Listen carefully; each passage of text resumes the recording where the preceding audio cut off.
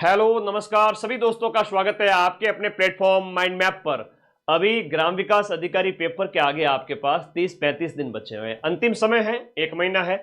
और अंतिम समय में जिस विद्यार्थी की एकाग्रता बढ़िया है, जिसकी रणनीति बढ़िया है, उसकी सफलता निश्चित है।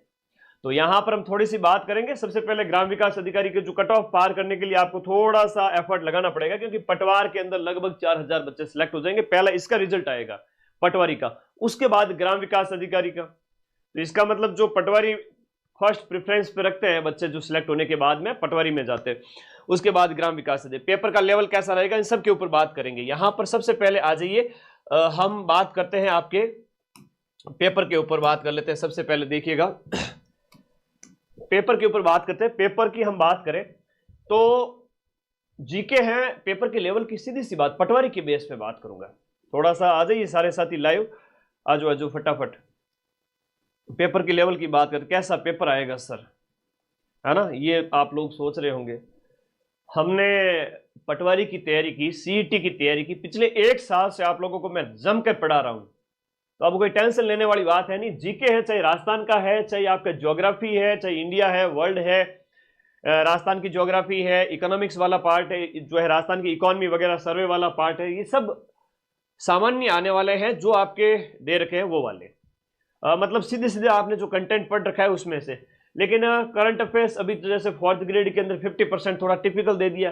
तो जनवरी से सितंबर तक का करंट अफेयर्स आपको पढ़ना है, जनवरी से सितंबर तक का करंट अफेयर्स पढ़ना है। उसमें भी जुलाई, अगस्त और सितंबर, लास्ट के 3 महीने पे ज्यादा फोकस करना है। इंडिया, वर्ल्ड, राजस्थान तीनों आपके सिलेबस में है। मैथ्स की बात करें, मैथ्स आपके 24 क्वेश्चन 30 मार्क्स थे। 24 क्वेश्चंस 30 मार्क्स के। मैथ अच्छी आएगी, लेकिन मैथ में गुरुजी किसी को आती है किसी को नहीं आती है, ऐसे भी कैंडिडेट है। सिलेक्शन लेने वाले वो कैंडिडेट भी होंगे जिनको मैथ एवरेज आती है या कम आती है। तो मैथ से डरना नहीं है। 30 में से एटलीस्ट 10 से 15 नंबर तो आपको लेने ही लेने हैं, लेने ही लेने हैं आप लोगों को। मैथ्स अच्छी लेवल की पूछी जाती है, तो 170 नंबर का है वो बाकी वाला पार्ट है, और 30 नंबर की मैथ है। तो 200 में से हम बात करें, 30 नंबर है सिर्फ और सिर्फ, 170 नंबर का बाकी वाला पार्ट है।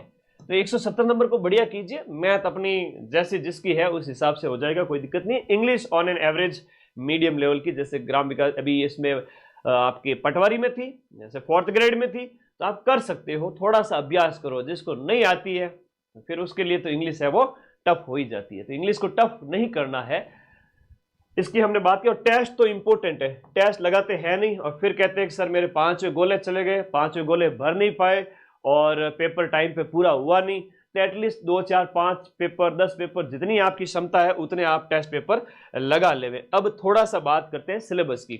जैसे सारे सब्जेक्ट है वो इक्वल है, एक तरह से देखा जाए। जैसे एक हिंदी हो गया, फिर इंग्लिश हो गया, फिर मैथ्स हो गया, फिर जीके वाला पार्ट है, फिर आपका ज्योग्राफी वाला 5-6 नंबर पे ये सब्जेक्ट हो गया, 7 पे ये हो गया, 8 पे ये हो गया। ऐसे हम अगर डिवाइड करें तो थोड़ा समझे इस बात को।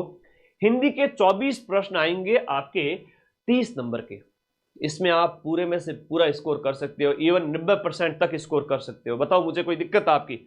आप लोगों ने जो है सीईटी ग्रेजुएशन से, पूरे साल से आप लोगों को पढ़ाता आ रहा हूं, सीईटी ग्रेजुएशन से मेहनत करवा रहा हूं, पिछले 1.5 साल से आप लोग मेहनत कर रहे हो। नहीं डरना है, रटने वाली चीजों को रट डालिए, समझने वाली चीजों को समझ डालिए, संधि समास उपसर्ग प्रत्यय वगैरह। तो आपको बढ़िया स्कोर करना, 20+ क्वेश्चन सही करके एटलीस्ट आपका 25 से 30 के बीच का स्कोर इसमें करना ही करना है। ये आपका बहुत बढ़िया है, मैं खुश हूं आप लोगों से कि ये आपका बहुत बढ़िया है, बहुत बढ़िया है। हिंदी में आप बहुत बढ़िया स्कोर करोगे। चलिए आगे आइए सर, इंग्लिश की बात करें। इंग्लिश में 50% अच्छा स्कोर कर सकते हो। इंग्लिश में सामान्य चीजें पूछी जाती है, कई बार थोड़ा सोचना पड़ता है, ऑप्शन में ही पता चल जाता है। 4th ग्रेड वाला पेपर देखो, उसमें जो इंग्लिश दी हुई ना, उसमें इंग्लिश के अंदर मतलब जिसको इंग्लिश के रूल वगैरह छोटी छोटी चीजें बचपन से ही उसका बेस अगर मजबूत है तो अच्छी बात है, वो कर लेगा 50% बिना पढ़े ही। और जिसका बेस कमजोर है उसको थोड़ा नया पढ़ने की जरूरत है, अभी भी किया जा सकता है। जैसे डायरेक्ट इनडायरेक्ट का आया था, हम बात करें जो है, तो उसमें जैसे सेट टू का टोल्ड होता है, ये रूल अगर पता है तो वो ऑप्शन सही हो रहा था। तो ऐसी छोटी छोटी चीजें अभी से आप लोग तैयार करें, ठीक है। अभी से तैयार करें। इंग्लिश में 50% से ऊपर स्कोर किया जा सकता है, इवन जिसका बढ़िया है वो 80 से 90% भी स्कोर करेगा। तो 50 नंबर की भाषा है। भाषा की बात करें, हिंदी और इंग्लिश आपके 50 अंक की है, और मैं चाहता हूं कि 50 में से आप 40 से 45 का स्कोर करें, है ना। 40 से 45 का स्कोर करें, ये आपका जन्मसिद्ध अधिकार है। फिर बात आती है मैथ्स की। मैथ्स के अंदर आपके 24 क्वेश्चंस आएंगे, और मैथ थोड़ी सी बड़ी है। मैथ थोड़ी सी बड़ी है, पटवारी की तुलना में ज्यादा बड़ी भी है और थोड़ी टिपिकल भी है। मैथ के 24 क्वेश्चंस, और 24 क्वेश्चंस की हम बात करें तो 24 प्रश्न होते हैं आपके 30 नंबर के। एक प्रश्न कितने नंबर का है सर बता दो, वो भी बता दो। तो वो भी बता दो, हर एक प्रश्न है 1.25 नंबर का है, और हर एक नेगेटिव मार्किंग और हर एक गोला अगर आप खाली छोड़ देते हो, 5वां विकल्प, तो वहां पर 0.41 कट हो जाएंगे। ये भी ध्यान रखें। जैसे 4th ग्रेड के अंदर 0.55 था, और यहां पर 0.41 है, यानी 0.40। तो यानी कि जो नेगेटिव मार्किंग वो है इस तरह से, एक प्रश्न है वो 1.25 नंबर का है।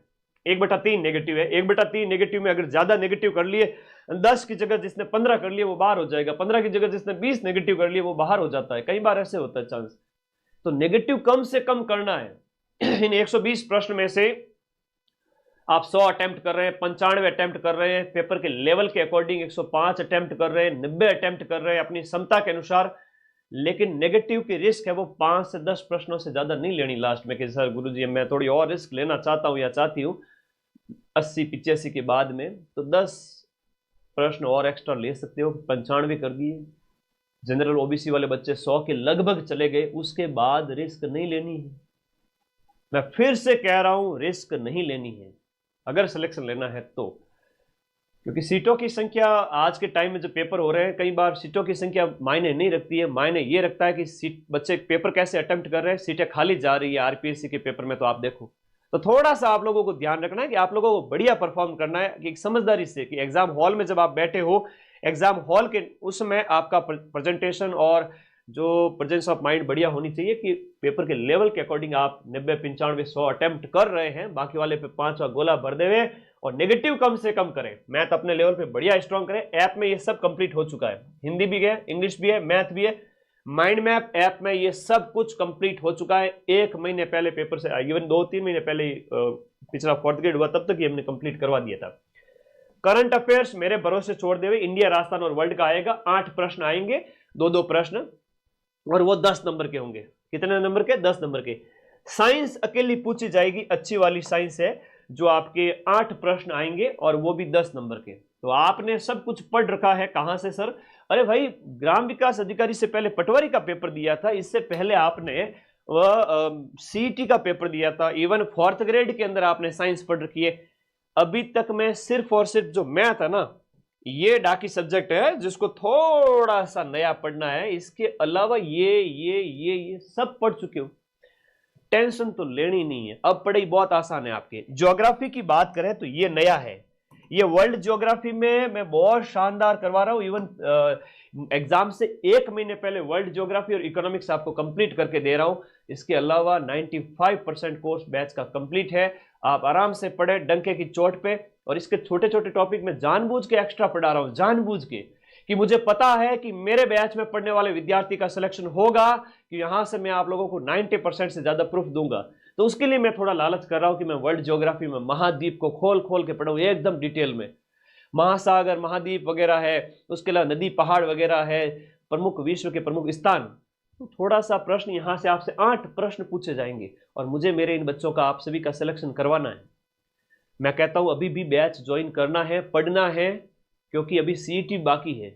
अभी आप लोगों को वर्ल्ड ज्योग्राफी में 8 प्रश्न 10 नंबर के, इंडिया ज्योग्राफी में सिर्फ और सिर्फ पर्यावरण, पारिस्थितिकी, जैव विविधता, राष्ट्रीय उद्यान वगैरह, और जो बायोस्फीयर रिजर्व वगैरह है, नेशनल पार्क है, अभ्यारण्य है, उनके ऊपर ज्यादा ध्यान देना है। उसके अलावा कुछ भी नहीं है इसमें।